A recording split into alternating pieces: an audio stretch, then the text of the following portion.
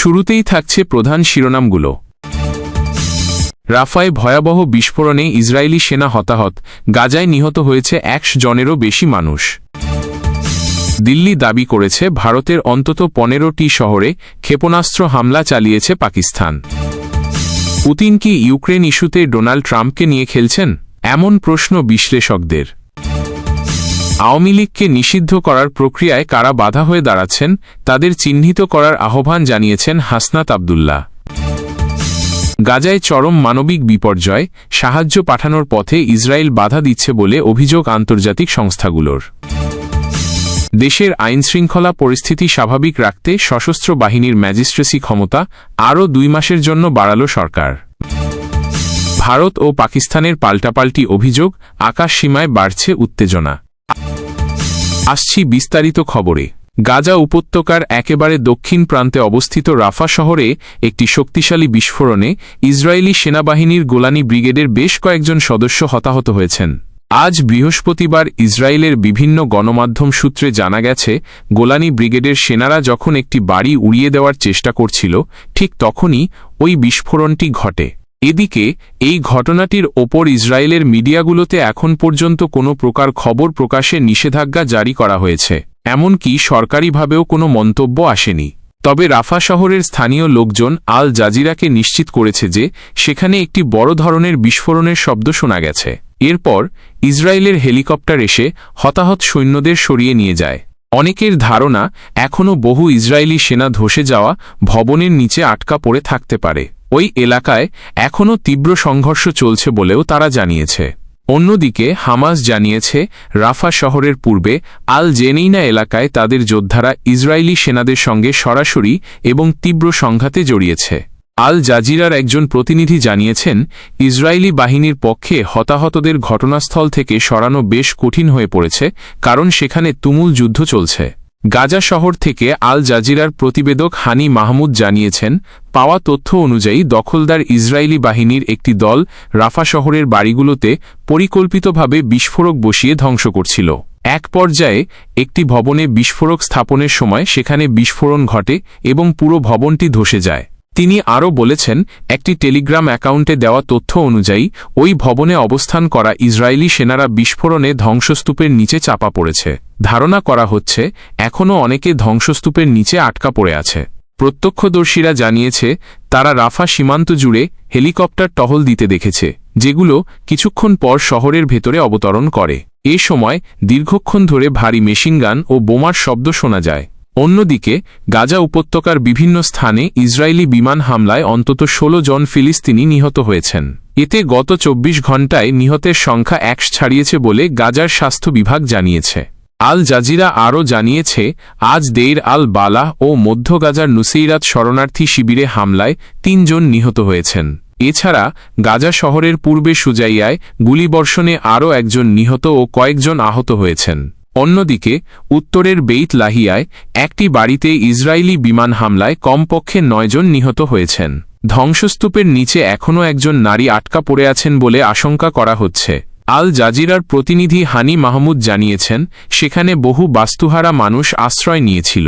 তিনি বলেন, বাড়ির মালিক এবং আশ্রয় নেওয়া লোকজন একই সঙ্গে নিহত হয়েছেন। অনেকেই গুরুতরভাবে আহত ও অগ্নিদগ্ধ হয়ে ইন্দোনেশিয়ান হাসপাতালে ভর্তি হয়েছেন। তবে হাসপাতালটি ইতিমধ্যেই রোগীতে পরিপূর্ণ। তার ভাষ্যমতে একটি পরিবারের ৯ জন সদস্য নিহত হয়েছেন, যাদের মধ্যে নারী ও শিশুরাও রয়েছে। আরও অনেকে নিখোঁজ অথবা ধ্বংসস্তূপে আটকে আছেন। এদিকে খান ইউনিস শহরের পশ্চিমে উদ্বাস্তুদের শিবিরে ইসরায়েলি গোলায় এক কিশোরী নিহত ও ৪ জন আহত হয়েছে। ২ মাসেরও বেশি সময় ধরে সম্পূর্ণভাবে অবরুদ্ধ গাজায় ইসরায়েলের লাগাতার হামলার ফলে সেখানকার মানবিক পরিস্থিতি ক্রমেই খারাপের দিকে যাচ্ছে। ইসরায়েলের আরোপিত কঠোর অবরোধ খাদ্য সংকটকে ভয়াবহ পর্যায়ে নিয়ে গেছে, যা পুরো উপত্যকাকে দুর্ভিক্ষের দিকে ঠেলে দিচ্ছে। পাকিস্তানের বেলুচিস্তান প্রদেশে চালানো এক ইসরায়েলি ড্রোন হামলায় অন্তত ৯ জন নিহত হয়েছে বলে খবর পাওয়া গেছে। ইরানের রাষ্ট্রায়ত্ত সংবাদ সংস্থা IRNA আজ এই তথ্য নিশ্চিত করেছে। তেহরান অভিযোগ করেছে ইসরায়েল ওই অঞ্চলে সন্ত্রাসী গোষ্ঠীগুলোকে মদদ দিচ্ছে। তবে ইসরায়েলের পক্ষ থেকে এই হামলার বিষয়ে এখনও কোনো আনুষ্ঠানিক মন্তব্য করা হয়নি, যদিও বিভিন্ন আন্তর্জাতিক গণমাধ্যমে এই হামলার খবর বেশ গুরুত্বের সঙ্গে প্রকাশ করা হয়েছে। IRNA-এর খবরে বলা হয়েছে নিহতরা সবাই বিদেশি নাগরিক, তবে তারা কোনো দেশের নাগরিক তা এখনও নিশ্চিতভাবে জানা যায়নি। স্থানীয় সূত্রে খবর, নিহতদের মধ্যে বেশ কয়েকজন গুরুত্বপূর্ণ কমান্ডারও থাকতে পারে। এই হামলার ফলে পাকিস্তান ও ইরানের মধ্যে উত্তেজনা আরও বাড়তে পারে বলে আশঙ্কা করা হচ্ছে। কিছুদিন আগেই ইরানের সীমান্তরক্ষী বাহিনীর ওপর হামলার ঘটনা ঘটেছিল, যার জন্য তেহরান জঙ্গিদের দায়ী করেছিল। এবার পাকিস্তানের অভ্যন্তরে ইসরায়েলি ড্রোন হামলা নতুন করে রিজিওনাল অস্থিরতা সৃষ্টি করতে পারে। ইরানের পক্ষ থেকে এর আগেও অভিযোগ করা হয়েছে যে ইসরায়েল মধ্যপ্রাচ্যে অস্থিতিশীলতা তৈরির চেষ্টা করছে এবং বিভিন্ন সন্ত্রাসী গোষ্ঠীকে সমর্থন দিচ্ছে। এই ড্রোন হামলার ঘটনা সেই অভিযোগকে আরও জোরালো করতে পারে। আন্তর্জাতিক রাজনৈতিক বিশ্লেষকদের মতে এই হামলা মধ্যপ্রাচ্যের ভূ রাজনীতিতে একটি নতুন মোড় আনতে পারে। একদিকে যখন গাজা নিয়ে উত্তেজনা বাড়ছে, তখন পাকিস্তানের মতো একটি স্পর্শকাতর অঞ্চলে ইসরায়েলের এই পদক্ষেপ পরিস্থিতি আরও জটিল করে তুলবে। পাকিস্তানের সরকার এখনও এই হামলার বিষয়ে কোনো আনুষ্ঠানিক প্রতিক্রিয়া জানায়নি, তবে ধারণা করা হচ্ছে ইসলামাবাদ খুব শীঘ্রই এর তীব্র নিন্দা জানাবে এবং আন্তর্জাতিক মহলে বিষয়টি উত্থাপন করবে। এই হামলার কারণ এবং উদ্দেশ্য সম্পর্কে এখনও বিস্তারিত কিছু জানা যায়নি, তবে মনে করা হচ্ছে ইসরায়েল ওই অঞ্চলে তাদের স্বার্থ সংশ্লিষ্ট কোনো গোষ্ঠীকে লক্ষ্য করে এই হামলা চালিয়েছে। উল্লেখ্য, বেলুচিস্তান দীর্ঘদিন ধরে বিভিন্ন জঙ্গি গোষ্ঠীর অ্যাক্টিভিটির কেন্দ্র হিসেবে পরিচিত। এই অঞ্চলে প্রায়ই বোমা হামলা ও সংঘর্ষের ঘটনা ঘটে থাকে। এই পরিস্থিতিতে পাকিস্তান সরকারের জন্য অভ্যন্তরীণ ও আন্তর্জাতিক উভয় স্তরেই চ্যালেঞ্জ বাড়ছে। একদিকে নিজেদের সার্বভৌমত্ব রক্ষা করা, অন্যদিকে আঞ্চলিক স্থিতিশীলতা বজায় রাখা, এই দুটি বিষয়ই এখন ইসলামাবাদের জন্য গুরুত্বপূর্ণ হয়ে দাঁড়িয়েছে। আন্তর্জাতিক সম্প্রদায় এই ঘটনার দিকে গভীর নজর রাখছে এবং আশা করছে যে সংশ্লিষ্ট পক্ষগুলো সংযম বজায় রাখবে এবং উত্তেজনা প্রশমনের জন্য পদক্ষেপ নেবে। নয়াদিল্লি জানিয়েছে পাকিস্তানের সামরিক বাহিনী তাদের উত্তর ও পশ্চিমাঞ্চলের অন্তত 15টি শহরে সামরিক স্থাপনা লক্ষ্য করে ক্ষেপণাস্ত্র হামলা চালিয়েছে। বৃহস্পতিবার সারা রাত এবং শুক্রবার সকালের দিকে এই হামলার ঘটনাগুলো ঘটেছে বলে জানিয়েছে ভারতের ক্ষমতাসীন দল বিজেপি। সরকারের ভাষ্য অনুযায়ী জম্মু ও কাশ্মীর, পাঞ্জাব এবং গুজরাট সহ ভারতের 15টি শহরে পাকিস্তানের ছোড়া ক্ষেপণাস্ত্র আঘাত হানে, তবে তাৎক্ষণিকভাবে এসব হামলায় কোনো ভারতীয় নাগরিকের হতাহতের খবর পাওয়া যায়নি এবং ক্ষয়ক্ষতির পরিমাণও এখনও অজানা। ভারতের প্রধানমন্ত্রী নরেন্দ্র মোদীর নেতৃত্বাধীন সরকার আরও জানিয়েছে শ্রীনগর, পাঠানকোট, অমৃতসর, লুধিয়ানা, চণ্ডীগড় এবং অন্যান্য স্থানে পাকিস্তানের হামলার চেষ্টার সমুচিত জবাব দিয়েছে ভারতীয় বাহিনী। তারা লাহোরসহ পাকিস্তানের কয়েকটি স্থানে আকাশ প্রতিরক্ষা, রাডার এবং অন্যান্য সামরিক সরঞ্জাম লক্ষ্য করে পাল্টা আক্রমণ চালিয়েছে। ভারতীয় সামরিক বাহিনী পাকিস্তানের একাধিক স্থান থেকে ক্ষেপণাস্ত্র নিক্ষেপের প্রচেষ্টা সফলভাবে বানচাল করে দিয়েছে বলেও দাবি করা হয়েছে। ভারতের সামরিক বাহিনী জোর দিয়ে বলেছে তাদের আকাশ প্রতিরক্ষা ব্যবস্থা পাকিস্তানের ছোড়া ক্ষেপণাস্ত্র এবং ড্রোনগুলোকে দক্ষতার সঙ্গে নিষ্ক্রিয় করতে সক্ষম হয়েছে। এমনকি পাকিস্তানের রাডার ব্যবস্থাকে ধ্বংস করার জন্য বিশেষভাবে তৈরি হার্পি ড্রোন ব্যবহার করে আক্রমণ চালানো হয়েছে বলেও ভারতের সরকারি সূত্রগুলো দাবি করেছে। সরকারি কর্মকর্তারা জানিয়েছেন পাকিস্তানের ছোড়া ড্রোন ও ক্ষেপণাস্ত্র ভূপাতিত করতে ভারতীয় বাহিনী রাশিয়ার অত্যাধুনিক আকাশ প্রতিরক্ষা ব্যবস্থা S-400 ব্যবহার করেছে। বর্তমানে ক্ষেপণাস্ত্র এবং ড্রোনের ধ্বংসাবশেষ সংগ্রহের কাজ চলছে। এর আগে জম্মু ও কাশ্মীরের পেহেলগামে বন্দুকধারীদের হামলার ঘটনার 2 সপ্তাহ পর গত বুধবার মধ্যরাতে ভারত পাকিস্তান এবং পাকিস্তান অধিকৃত কাশ্মীরের অন্তত 9টি স্থানে হামলা চালায়। ভারতীয় সামরিক বাহিনী দাবি করেছে তারা মাত্র 25 মিনিটের মধ্যে পাকিস্তানে 24টি ক্ষেপণাস্ত্র নিক্ষেপ করেছিল। এরপর বৃহস্পতিবার রাতেও ভারত পাকিস্তানের বিভিন্ন এলাকায় কয়েক ডজন ড্রোন হামলা চালিয়েছে। অন্যদিকে পাকিস্তানের সেনাবাহিনী বৃহস্পতিবার এক বিবৃতিতে জানায় তারা দেশজুড়ে বিভিন্ন স্থানে গুলি চালিয়ে ইসরায়েলের তৈরি 25টি হারব ড্রোন ভূপাতিত করেছে। রাওয়ালপিন্ডিতে সেনাবাহিনীর সদর দপ্তর থেকে সামরিক বাহিনীর মুখপাত্র আহমেদ শরীফ চৌধুরী AFP-কে বলেছেন গতরাতে ভারত একাধিক ড্রোন পাঠিয়ে আরও একটি আগ্রাসী পদক্ষেপ নিয়েছে। ভারতের ছোড়া একটি ড্রোন তাদের সদর দপ্তরের কাছে ভূপাতিত করা হয়েছে বলেও তিনি জানান। আহমেদ শরীফ চৌধুরী আরও জানান, লাহোরের কাছে একটি সামরিক লক্ষ্যবস্তুতে ভারতীয় ড্রোন আঘাত হেনেছে, জিসমে তাদের 4 জন সৈন্য আহত হয়েছে। এর আগে তিনি বলেছিলেন, অভিযান এখনও চলছে। ভারতীয় ড্রোনের হামলায় পাকিস্তানের পাঞ্জাবের সিন্ধু প্রদেশে এক বেসামরিক ব্যক্তি নিহত এবং একজন আহত হয়েছেন। এএফপির প্রতিবেদনে বলা হয়েছে, ভারতীয় ড্রোনের ধ্বংসাবশেষের স্থানে বহু লোক ভিড় করেছে। লাহোরের বাসিন্দারা বিস্ফোরণের তীব্র শব্দ শুনতে পেয়েছেন বলেও জানিয়েছেন। ভারত এবং পাকিস্তানের মধ্যে আকাশসীমা নিয়ে উত্তেজনা ক্রমশ বাড়ছে। নয়াদিল্লি অভিযোগ করেছে, পাকিস্তানের যুদ্ধবিমান তাদের আকাশসীমায় অবৈধভাবে প্রবেশ করেছে। অন্যদিকে ইসলামাবাদ এই অভিযোগ অস্বীকার করে পাল্টা দাবি করেছে, ভারতীয় বিমানবাহিনী তাদের আকাশসীমা লঙ্ঘন করেছে। ভারতের প্রতিরক্ষা মন্ত্রণালয় আজ এক বিবৃতিতে জানিয়েছে, গতকাল সন্ধ্যায় পাকিস্তানের একাধিক যুদ্ধবিমান তাদের পশ্চিমাঞ্চলীয় আকাশসীমায় অনুপ্রবেশের চেষ্টা করে।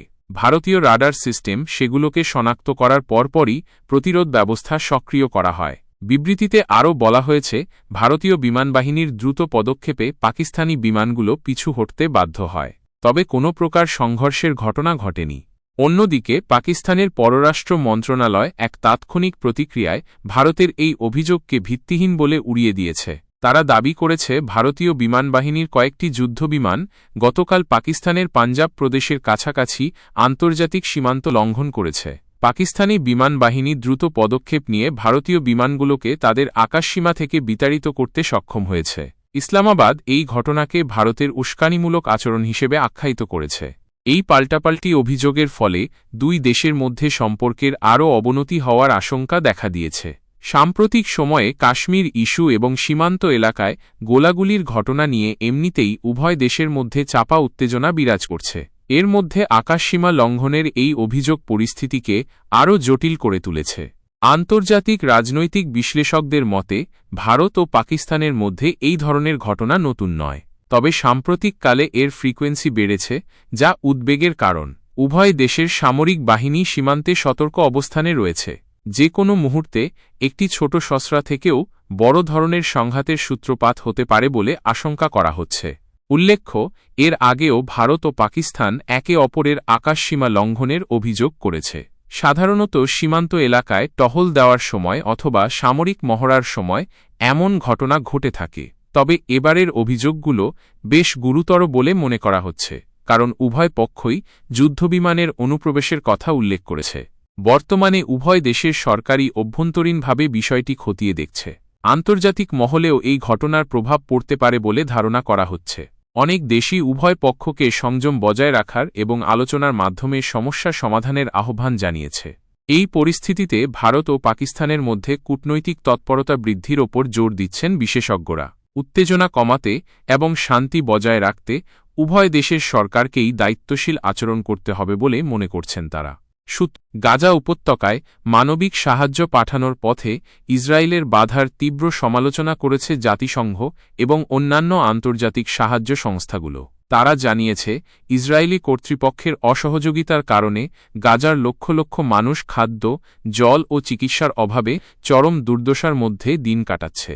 জাতিসংঘের মানবিক সহায়তা সমন্বয় অফিসের OCHA প্রধান টমাস হোয়াইট আজ এক বিবৃতিতে জানিয়েছেন, ইসরায়েল ভেন্টুমে সবকিছু আটকে দিচ্ছে।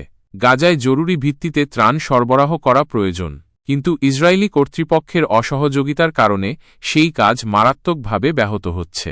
বিভিন্ন আন্তর্জাতিক সংবাদ মাধ্যমের প্রতিবেদনে বলা হয়েছে, গাজার রাফাহ ক্রসিং এবং কেরেম শালোম ক্রসিং দুটি প্রধান পথ দিয়েই সাহায্য ঢুকতে বাধা দিচ্ছে ইসরায়েল। ফলে জীবন রক্ষাকারী সামগ্রী যেমন খাদ্য, ওষুধ এবং অন্যান্য প্রয়োজনীয় জিনিসপত্র গাজায় প্রবেশ করতে পারছে না। বিশ্ব স্বাস্থ্য সংস্থা WHO এর গাজার প্রতিনিধি রিক পেপারকর্ন জানিয়েছেন, হাসপাতালগুলোতে রোগীদের ভিড় বাড়ছে, কিন্তু প্রয়োজনীয় ঔষধপত্র এবং সরঞ্জাম সরবরাহের অভাবে চিকিৎসা পরিষেবা ভেঙে পড়ার উপক্রম হয়েছে। একই অবস্থা চলছে খাদ্য সরবরাহের ক্ষেত্রেও। গাজার সাধারণ মানুষ, বিশেষত শিশু এবং বৃদ্ধরা চরম অপুষ্টিতে ভুগছে। এদিকে ইসরায়েলের পক্ষ থেকে এই অভিযোগ অস্বীকার করা হয়েছে। ইসরায়েলি কর্তৃপক্ষ দাবি করেছে, তারা গাজায় মানবিক সাহায্য সরবরাহের জন্য আন্তর্জাতিক নিয়মকানুন মেনেই কাজ করছে। তাদের দাবি, নিরাপত্তার কারণে কিছু প্রক্রিয়া অনুসরণ করতে হয়, তাই সাহায্য পৌঁছতে কিছুটা দেরি হচ্ছে। তবে আন্তর্জাতিক মহল ইসরায়েলের এই যুক্তিতে সন্তুষ্ট নয়। অনেক দেশই ইসরায়েলের ওপর চাপ সৃষ্টি করেছে যাতে তারা অবিলম্বে গাজায় সাহায্য পাঠানোর পথ খুলে দেয়। জার্মানি এবং ফ্রান্সের মতো দেশগুলো ইসরায়েলের এই পদক্ষেপের তীব্র নিন্দা জানিয়েছে। গাজার পরিস্থিতি নিয়ে উদ্বেগ প্রকাশ করেছে মানবাধিকার সংস্থা অ্যামনেস্টি ইন্টারন্যাশনাল। তারা জানিয়েছে ইসরায়েলের এই অবরোধ আন্তর্জাতিক আইন লঙ্ঘন করছে এবং এর ফলে গাজার সাধারণ মানুষ চরম কষ্টের শিকার হচ্ছে। জাতিসংঘের নিরাপত্তা পরিষদও গাজার মানবিক পরিস্থিতি নিয়ে জরুরি বৈঠকে বসতে চলেছে। ধারণা করা হচ্ছে বৈঠকে ইসরায়েলের ওপর অবিলম্বে অবরোধ তুলে নেওয়ার জন্য চাপ সৃষ্টি করা হবে। গাজায় বসবাস করা সাধারণ মানুষ এখন আন্তর্জাতিক সম্প্রদায়ের দিকে তাকিয়ে আছে। তারা আশা করছে খুব শীঘ্রই তাদের জন্য প্রয়োজনীয় সাহায্য আসবে এবং তাদের কষ্টের দিন শেষ হবে। ইউক্রেন যুদ্ধ নিয়ে রুশ প্রেসিডেন্ট ভ্লাদিমির পুতিনের কৌশল নিয়ে আন্তর্জাতিক মহলে নানা প্রশ্ন উঠছে। ইউক্রেনের সামরিক বিশ্লেষক অবসরপ্রাপ্ত লেফটেন্যান্ট জেনারেল ইহোর রোমানেঙ্কো মনে করেন পুতিন মার্কিন প্রেসিডেন্ট ডোনাল্ড ট্রাম্পকে ব্যবহার করে নিজের রাজনৈতিক উদ্দেশ্য হাসিল করতে চাইছেন। তিনি দাবি করেন রাশিয়া ইউক্রেন যুদ্ধ কিভাবে শেষ হওয়া উচিত তা নিয়ে যুক্তরাষ্ট্রের বর্তমান অবস্থান আসলে পুতিনের চাপানো বয়ান। রোমানেঙ্কোর মতে পুতিন তার বয়ান ট্রাম্পের ওপর চাপিয়ে দিয়েছেন। ট্রাম্প এখন সেই বয়ানগুলোই পুনরাবৃত্তি করছেন, কার্যকর করতে চাইছেন এবং ইউক্রেনকে ভয় দেখাচ্ছেন। তিনি ইউক্রেনকে বলছেন দেশটি ইতোমধ্যেই এক বিপজ্জনক পরিস্থিতির মধ্যে রয়েছে। তবে পশ্চিমা বিশ্লেষকদের মধ্যে এই বিষয়ে ভিন্ন মত রয়েছে। জার্মানির ব্রেমেন বিশ্ববিদ্যালয়ের গবেষক নিকোলাই মিত্রকিন মনে করেন পুতিন আসলে নিজের সাথেই খেলছেন। তিনি বলেন আলোচনা ব্যর্থ হয়েছে উভয় পক্ষের কারণে, তবে জেলেনস্কি নৈতিকভাবে এগিয়ে গেছেন কারণ তিনি আরও দীর্ঘ অস্ত্রবিরতির প্রস্তাব দিয়েছেন। ট্রাম্প তার প্রতি মোটামুটি সন্তুষ্ট। পুতিন সম্প্রতি 3 দিনের একটি সাময়িক যুদ্ধবিরতি ঘোষণা করেছেন যা 8 থেকে 11 মে পর্যন্ত কার্যকর থাকবে। এই সময়ে রাশিয়া নাৎসি জার্মানির বিরুদ্ধে বিজয়ের 80তম বার্ষিকী উপলক্ষে মস্কোর রেড স্কয়ারে সামরিক কুচকাওয়াজ করতে পারবে। এছাড়াও তিনি চীনের প্রেসিডেন্ট শি জিনপিং সহ সাবেক সোভিয়েত, পূর্ব ইউরোপ এবং লাতিন আমেরিকার নেতাদের আতিথ্য দেওয়ার পরিকল্পনা করেছেন। শি জিনপিং ইতোমধ্যে রাশিয়া সফরে রয়েছেন। পুতিনের এই সাময়িক অস্ত্রবিরতির জবাবে ইউক্রেনের প্রেসিডেন্ট জেলেনস্কি 1 মাসব্যাপী যুদ্ধবিরতির প্রস্তাব দিয়েছেন। মিত্রকিন বলেন পুতিন তার আসল চেহারা দেখিয়েছেন। তিনি মূলত একজন অগ্রহণযোগ্য নেতা যিনি কেবল ছোটখাটো স্বল্পমেয়াদী প্রস্তাব দিয়েই ক্ষান্ত থাকেন। জার্মান বিশ্ববিদ্যালয়ের এই গবেষক আরও বলেন ট্রাম্পের ঘরানার অংশ হিসেবে পরবর্তী ধাপে যুক্তরাষ্ট্র ও ইউক্রেনের মধ্যে ঘনিষ্ঠতা, ইউক্রেনকে অতিরিক্ত অস্ত্র সহায়তা এবং রাশিয়ার ওপর আরও শক্তিশালী নিষেধাজ্ঞা আসতে পারে। তবে তিনি সতর্ক করে বলেন ট্রাম্পের এই অপূর্ব কৌশল এখনও চূড়ান্ত নয়। মে মাসে যদি ট্রাম্প পুতিনের মধ্যে কোনো ভাগ্য পরিবর্তনকারী বৈঠক বা আলোচনা হয় সেক্ষেত্রে পরিস্থিতি নতুন মোড় নিতে পারে। প্রেসিডেন্ট নির্বাচনের আগে ট্রাম্প 24 ঘণ্টার মধ্যে রাশিয়া ইউক্রেন যুদ্ধ শেষ করার দাবি করেছিলেন, কিন্তু প্রেসিডেন্ট হওয়ার 100 দিনের বেশি সময় পার হয়ে গেলেও কোনো উল্লেখযোগ্য অগ্রগতি দেখা যাচ্ছে না। ফাঁস হওয়া তথ্য অনুযায়ী ট্রাম্পের প্রস্তাব মূলত মস্কোর স্বার্থ রক্ষা করে এবং কিয়েভের নিরাপত্তা নিশ্চিত করে না। কিয়েভের বিশ্লেষক মারিয়া কুচেরেঙ্কো এই প্রস্তাবকে ঘৃণ্য বলে অভিহিত করেছেন। তিনি বলেন রাশিয়া শুধু সেটুকুই করে যতটুকু তাকে করতে দেওয়া হয়। আগ্রাসনের প্রতি চোখ বুজে থাকলে কিছুই থামবে না। দোনেৎস্কে যুদ্ধরত ইউক্রেনীয় যোদ্ধা কিরিল সাজনভ মনে করেন মস্কো শান্তি আলোচনাকে শীতের দিকে ঠেলে দিচ্ছে এবং গ্রীষ্মে বড় আক্রমণের প্রস্তুতি নিচ্ছে। তিনি বলেন এই আলোচনার কোনো মানে হয় না। হোয়াইট হাউস চাইলে আলোচনা থেকে বেরিয়ে আসতে পারে, তাতে কিছুই যায় আসে না। সম্প্রতি খনিজ সম্পদ চুক্তি সই হওয়ার পর যুক্তরাষ্ট্র আলোচনায় পিছিয়ে পড়েছে। মার্কিন ভাইস প্রেসিডেন্ট জে.ডি. ভ্যান্স বলেছেন তাদের ইউক্রেন রাশিয়া নিজেদের মধ্যে আলোচনার মাধ্যমেই এই নিষ্ঠুর যুদ্ধ থামাতে হবে। বিশ্লেষক ইগার তিশকেভিচ মনে করেন রাশিয়া চায় কেবল ইউক্রেনের পূর্ণ বা আংশিক আত্মসমর্পণ, কিন্তু কিয়েভ যেহেতু এখনও লড়াই করছে তাই ট্রাম্পের জন্য মধ্যস্থতাকারীর ভূমিকা এখন অর্থহীন। রুশ প্রোপাগান্ডা হোস্ট ভ্লাদিমির সলোভিয়েভ বিস্ময় প্রকাশ করে বলেন ট্রাম্প মোহ কি কেটে গেল? আমরা কি সুস্থতার পথে ফিরছি? আমরা এমন সময়ে বাস করছি যখন কেবল আমাদের অঞ্চলই মানসিকভাবে সুস্থ। ন্যাশনালিস্ট সিটিজেন্স পার্টির এনসিপি দক্ষিণাঞ্চলের মুখ্য সংগঠক হাসনাত আবদুল্লাহ একটি ফেসবুক পোস্টে আওয়ামী লীগকে নিষিদ্ধ করার প্রক্রিয়ায় কারা বাধা হয়ে দাঁড়াচ্ছেন তাদের চিহ্নিত করার জন্য আহ্বান জানিয়েছেন। তিনি বলেছেন, মাহফুজ আলম, আসিফ নজরুল এবং নাহিদ রেইন নিজেদের নিরাপত্তার স্বার্থেই আওয়ামী লীগের বিচার ও নিষিদ্ধ ঘোষণার দাবি জানাচ্ছেন, কিন্তু কারা সেই প্রক্রিয়ায় বাধা দিচ্ছেন তাদের খুঁজে বের করা জরুরি। বৃহস্পতিবার সন্ধ্যায় নিজের ফেসবুক আইডিতে দেওয়া এক পোস্টে হাসনাত আবদুল্লাহ বলেন, আওয়ামী লীগের বিচার প্রশ্নে যারা মাহফুজ আলমের ওপর ক্ষোভ ঝাড়ছেন তারা হয় অন্যের হাতের পুতুল হয়ে কাজ করছেন, না হলে তাদের অন্য কোনো উদ্দেশ্য আছে।